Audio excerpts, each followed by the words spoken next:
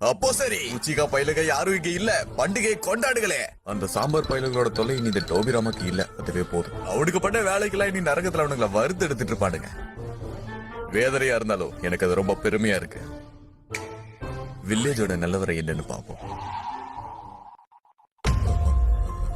என்ன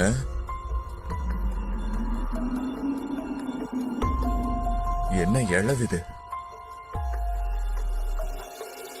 வில்லேஜோட நல்லதுக்காகவோ என்னோட நல்லதுக்காகவோ உன்னோட கிளானியை நீ மொத்தமா வலிச்சு எடுக்க வேண்டியது இருக்கேட்டாச்சு. தெரியும், நீ மூடு.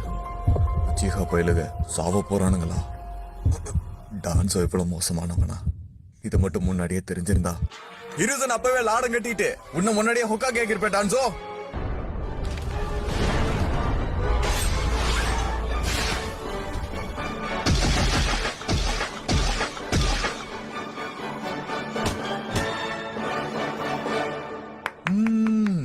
அருமை அருமை அருமை அருமை. ஷோ உண்மையிலே சூப்பரா இருந்தது. அந்த உச்சிகா பயிலுகள்லாம் மொத்தமா அழிஞ்சிட்டானுங்க. அப்ப இதுதான் அந்த சொர்க்கமா என்ன? இதுக்கப்புறம் நாம எல்லா நாளும் இங்கதான் இருக்க போறோம்னு நினைக்கிறேன். இல்ல